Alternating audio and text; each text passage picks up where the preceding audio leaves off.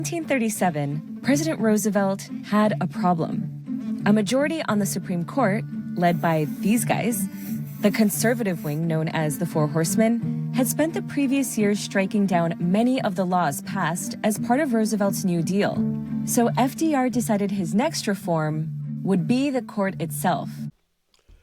Hi, everybody, and welcome back. After that intro, you know where we're going. I've made a bunch of notes here tonight, more so than I normally do. I think it's going to be important to hit on all these topics because the similarity between what's going on today and when the Democrats tried stacking the court and tried using the Supreme Court to influence their reign of power is striking.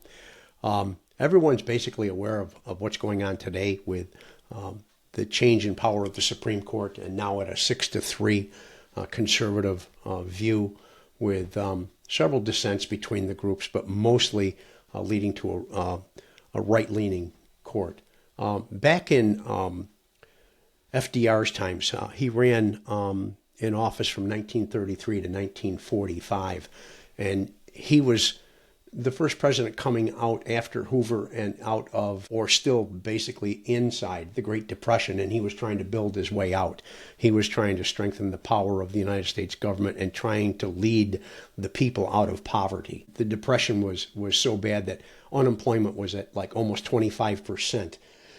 By the time his time was over, by the time his fourth presidency, his fourth election cycle was over, he had unemployment down to 12%. And they still didn't really have a good grasp on how to control it back in those days like they do nowadays. But during that time, he was able to put 8 Supreme Court justices in power. He didn't increase the number of justices, although he did try. He had a bill out there to try and push it up to 15 judges from the existing 9, but the Congress kept that away. They turned that down and said, no, you'll live with what you got. So throughout his 4 terms, he managed to get 8 justices in there, which changed everything. The things that they brought forward in regards to social programs and criminal reform and the criminal justice acts are still with us today, and every one of us has heard of every one of these programs, and while some are controversial, most are not.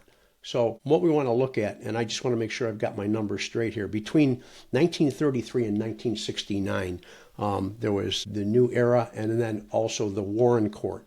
The Warren Court was named after the Supreme Court Justice Warren, obviously, and his time there was very controversial. He was appointed by a Republican president and then later leaned more centric or more left of center just a bit, but he did not go along with the Republican points of view at that time. The things that came around during that time, between 1933 and 1969, we all recognize as the civil rights, Brown versus the Board of Education in regards to civil rights for minorities. There was the Civil Liberties Act, which we all know nowadays as Miranda versus Arizona, which brought around the Miranda Act. Maybe some of you have had it read to you. It's what separates the government from being able to just railroad you into a conviction. It was also along that same lines with the Miranda Act. There was an act, and I just want to make sure I get this name right. It was the Gideon versus Wainwright, which guaranteed a defendant the right to counsel, even if he couldn't afford one. So before that, imagine being arrested and not having counsel, and you had to kind of find someone, and if you didn't have money and you were on the poorer side of society, well, you know where you were going to end up. The Voting Rights Act, the Reynolds versus Sims, one person, one vote, and the right to have equal areas of voting territory. That still is something that we look at today.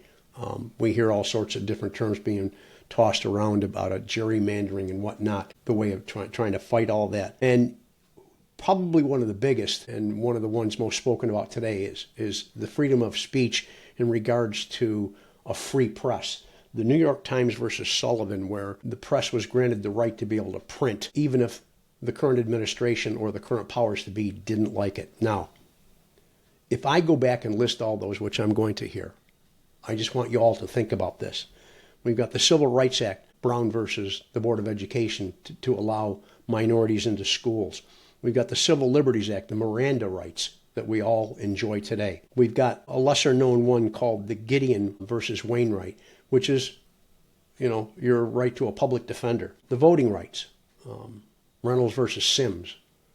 being able to vote, one person, one vote. It didn't say whether there was race involved in it. It didn't look at that. It looked at one person, one vote. And then the freedom of speech for the press. Every one of those points is valid yet to this day, and they were all developed around when the Democrats stacked the courts. You know, for the Democrats to sit back and talk about the Republicans trying to stack the Supreme Court in their own favor, 6-3. Well, we did the same thing, and me being a liberal, I side more along the lines of the independents or the Democrats. We did the same thing. So kettle, meet pot, and I guess that's where I'm going to end this thing. I know this is going to bring up controversy. I welcome any comments coming in. I truly do welcome them. If you've got something to say from the left or right, I don't care. If you got something to say from the independent point of view, I would love to hear it. Until I dug into all this, I did not understand the stacking of the courts by FDR. So have at it, kids. Please leave me a comment. Please, how do you feel about what I'm telling you right now? I know I've been bashing hard on the Republicans, and I just want to see what you have to say. If you enjoyed what you heard tonight, if you enjoy what I'm trying to do here, if you're enjoying the fact that I'm trying to keep democracy alive, please like, subscribe, and share my page and my podcast. It's available in a couple of different places right now, but right now I'm mainly focusing on YouTube. Okay? With that, I'd like to say thank you very much for being here with me tonight. I enjoyed your company. I hope you enjoyed mine. It's the holiday season, and I do want to take a moment to recognize that, whether it's Christmas or Hanukkah or Kwanzaa or whatever your faith or your following is. Happy holidays from me and mine to you and yours. Thank you for being here. Good night.